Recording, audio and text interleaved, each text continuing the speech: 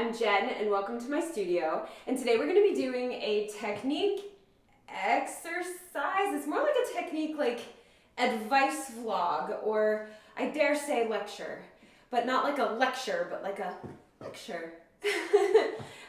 That's so teachery of me. Anyway, so I've been getting asked a lot, how do I make my paradiddles faster? How do I make my shuffles faster? How do I make insert whatever step I want to do here faster? And I have a few tips on that, and that's what I want to do. I want to share those with you today, because I know every tap dancer wants to go fast, and I get it, and I want to help, and fast is great, but I am going to put my disclaimer in here that I always put, which is that slower is always harder. Just saying. I'm a big supporter of that, actually. The idea that slower tapping is much more difficult, because I always have students come up to me like, when do I get to go fast? I'm like, when you master it slow. And they're like, oh, but I want to be good. And I was like, no. If you master it slow, that means you are good. Because doing it fast, yeah, you got to loosen up. You got to get rid of the tension. You got to get rid of the stress. You got to really, really hear those rhythms. But to master the steps slowly requires loads more balance, loads more control, loads more rhythmic control. So anyway, there's my disclaimer. But today is, how do we go fast? Biggest thing. Reduce your stress level. And I don't mean in life. Because anyone who knows me is like, Jen, tell that to the mirror, because your stress levels are this high. I'm like, I know, thanks. No, your tension, your stress in the body, you have to loosen up. You've got to loosen up, or you're going to be too tense to get anything quickly. So let's say you're doing paradiddles, right? So you have dig, you have brush, you have step, you have heel. Let me go this way so you can actually see that. You have dig, you have brush, you have step, you have heel. So those are 4 movements, and you can make them big and you can make them pronounced. So I am flexing as hard as I can. I am spanking really deliberately and bringing up my whole foot. I am stepping, keeping my heel nice and high, and I'm putting my heel on the ground. All I have to do is change how I attack each movement, and I can go faster. First, don't flex so hard. Make sure you are flexed, but don't flex so hard when you go for the paradiddle. It doesn't have to be here. This is where there's all this tension. Immediately, I feel my calf muscle lock up. Immediately, I feel my toes spread out, like super tense. Just relax. Just put the heel down. Doesn't have to be super loud or anything. Heel down into the ground. I am flexed enough to where I will get a sound when I pull backwards. So this brush, instead of bringing it up here and tensing your foot and making sure to point, don't point your foot, just bring it up.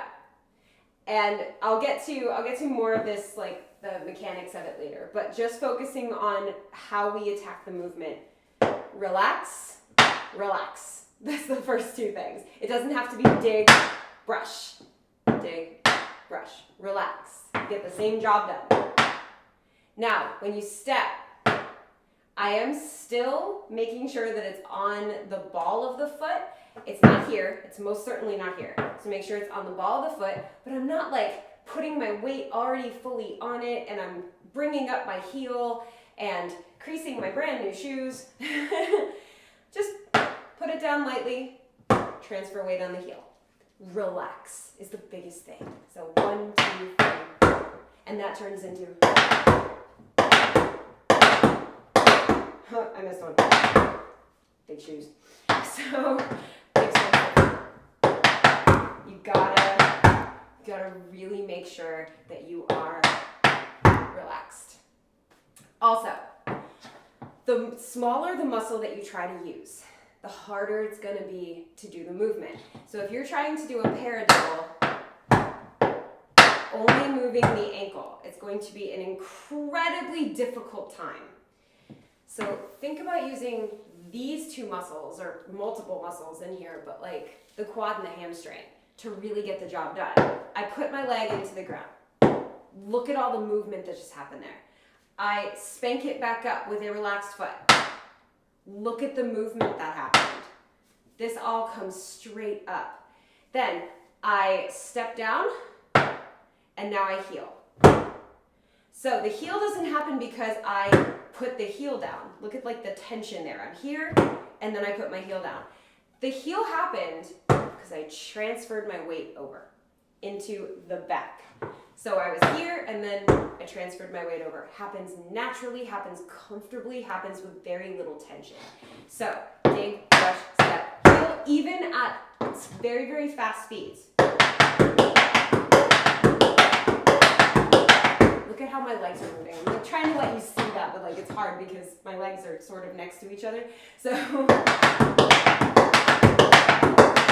and maybe you can see it better from the back.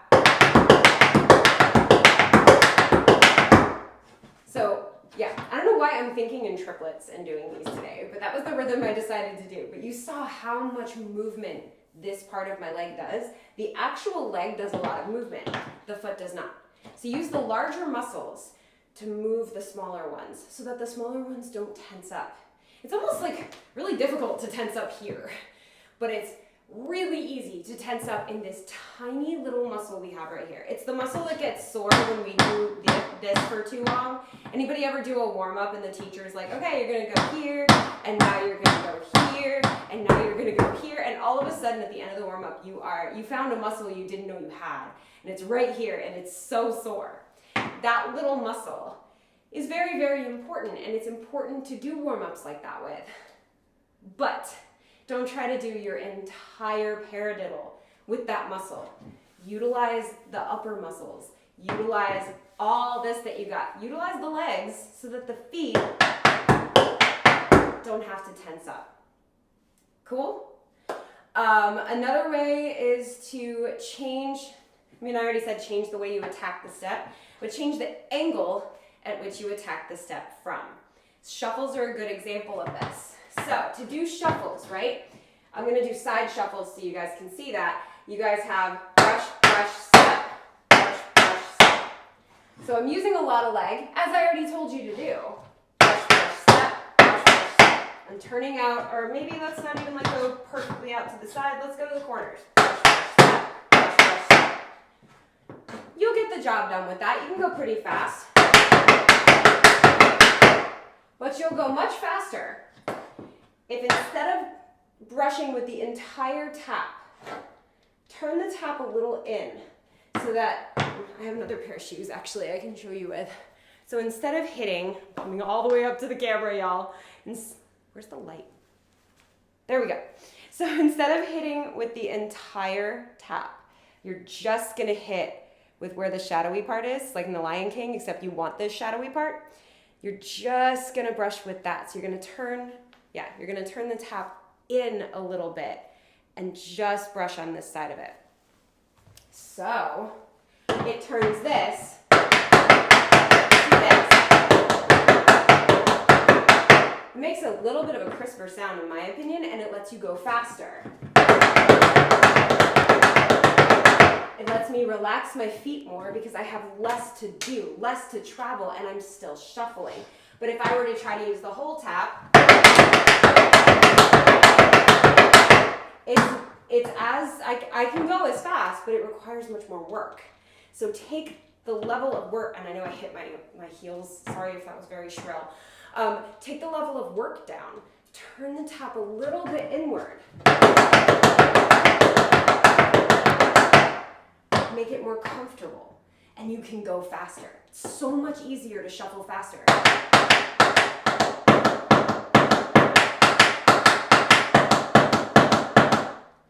It's cool, the sound difference is kind of cool, right? So yeah, so changing the angle at which you attack it is a great way of making yourself go faster. Not using the whole tap, not covering as much ground,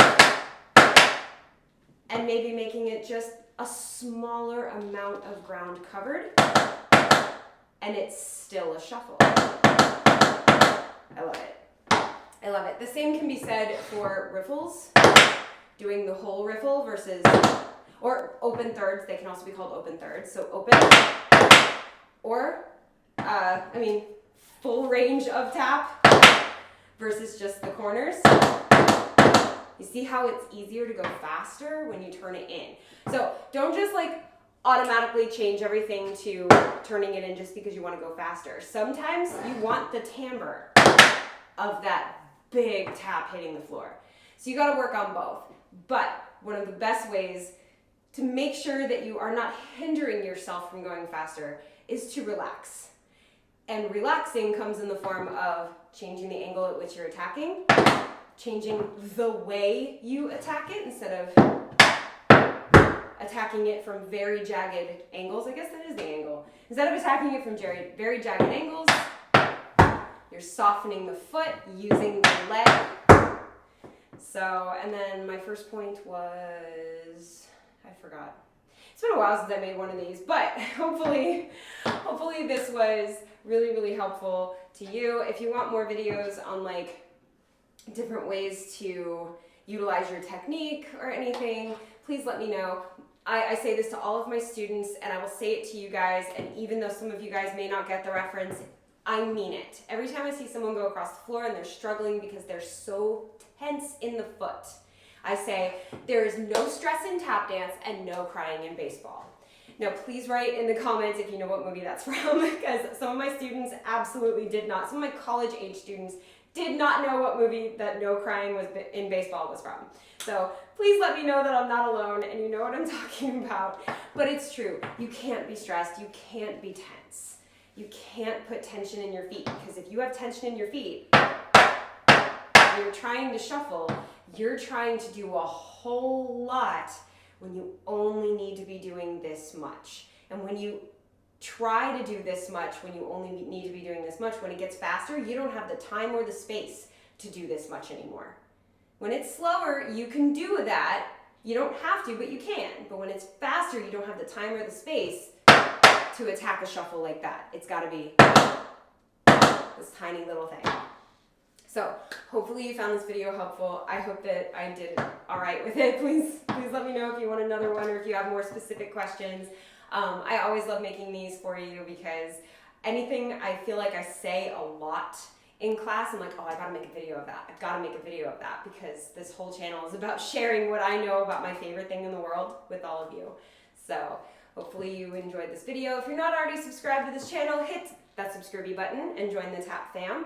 We've got technique vlogs like this, technique exercises, step tutorials, choreography tutorials, vlogs, challenges, all kinds of stuff. It's all free tap dance and it's all for you, so make sure you hit that subscribe button, because the more subscribers I have, the longer I can continue to do this. Also, hit the thumbs up button, because it tells YouTube people love tap dance, and we do. So thank you guys so much for joining me. If, wait, I already said if you're not, see, I told you it's been a while since I made one of these. It's been so long. But anyways, what I'm trying to say is thank you for dancing with me.